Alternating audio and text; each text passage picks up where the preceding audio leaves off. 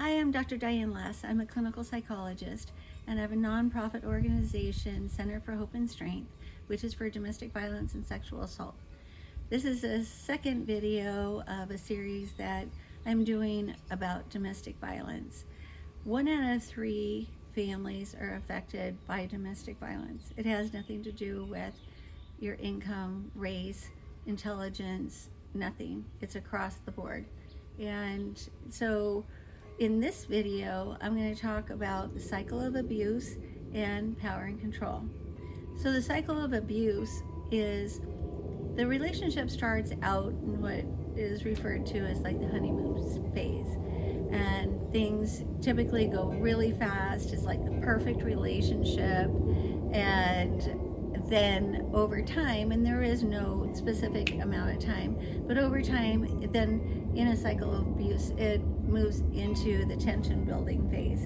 And during that tension building phase, the victim is feeling as though they're walking on eggshells, that the abuser is getting angry at random things and they don't know exactly where it's coming from. And so they try to placate the abuser and try to keep them happy.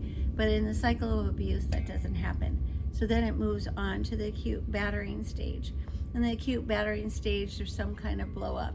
And in the beginning, it's not necessarily that it is a physical abuse. And it doesn't always have to be physical abuse. It can be emotional abuse. But during that period of time, that it's like, but after the acute battering stage, it will go back into the honeymoon stage again. And in the honeymoon stage, it's I love you so much. I'm so sorry. If this hadn't happened, I wouldn't have done that. They bring you flowers, you have great sex, whatever the case may be, but it goes back into this honeymoon phase. And then over time, then it goes back into the tension building phase again and the acute battering stage. The problem with a cycle of abuse is that the longer that you are in that cycle of abuse, the frequency and the severity of the abuse increases. So it's like, well, first I'll talk about the power and control wheel. So there's like 2 different educational instruments. And so you have the cycle of abuse and then you have the power and control. The power and control in that instrument, what it is it's a wheel. And inside at the hub is power and control. On the spokes on the outside, it's about different tactics that people will use in order to keep the abuser within the relationship, within that cycle of abuse. So, for example, they have intimidation. They'll use intimidation to keep you in that. Like, if you do this, I'm going to do this. Or they come right up. They may not physically hurt them, but maybe come up and hit their fist or hit a wall or whatever the case. Something to bring about some form of intimidation. And another tactic that they would use is emotional abuse. You're fat, ugly, stupid, and nobody else would want you. So they start wearing down on your self-esteem and making you doubt yourself. In addition, they will also use isolation, keeping you isolated from family and friends, people that are a healthy support system so that you don't leave the relationship. And isolation is interesting because sometimes it is that they will, clients will say, no, they didn't keep me isolated from family and friends, but they picked and choose who it was that they could have contact with. So they did end up isolate him. Another tactic is minimizing, denying, blaming. So there's like defenses. So it's like they minimize the abuse. They deny it even happened. You're crazy. It didn't happen. Or blame the victim. If you hadn't done this, I wouldn't have done that. And part of that blaming thing is in an abusive relationship, someone often they don't take responsibility for their actions. So they externalize everything. Everything is everyone else's fault. And in order for the victim to make sense of it, they internalize it more than they should. So they accept more responsibility for the abuser's actions than they should, because they're trying to make sense of the situation.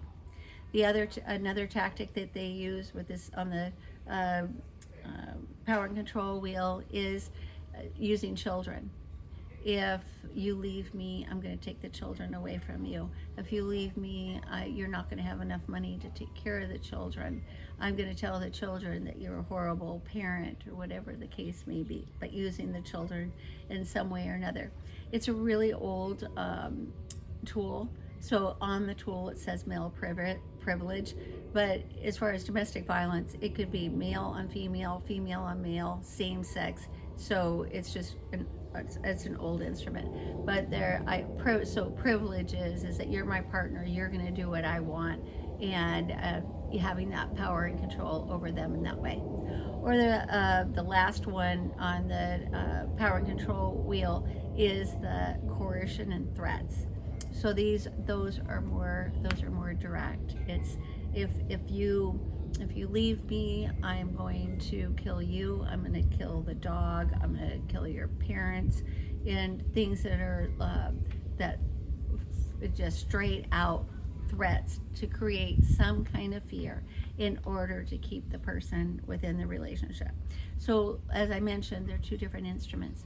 One is that the cycle of abuse, and the power and control.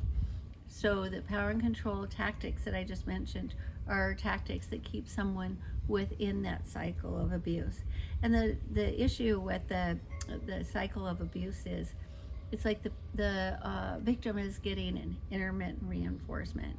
Periodically, they're getting a payoff. So if you have the honeymoon, it's just like everything's wonderful. You're walking on eggshells. There's a blow up. They go back to the honeymoon phase again. Everything's so wonderful. They buy them presents, all those things that I mentioned. But the problem with that is that it makes it harder to get out of the relationship, because the victim is experiencing intermittent reinforcement. So it's a reinforcement that is being experienced periodically. So if I sat you down in front of a slot machine and I gave you enough money, if you keep putting it in, you're going to get a payoff. And because and that's an intermittent reinforcement.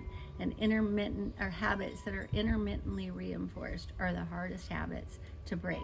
And so that keeps those. So the tactics in the power and control wheel keep the victims within that cycle of abuse and keep coming back and hoping that things are going to be different. And through that whole process, the victim's self-esteem, self-confidence is going down, which makes it harder for them to move forward. And so after, as I mentioned, the longer that you're in the relationship, the more dangerous the situation is.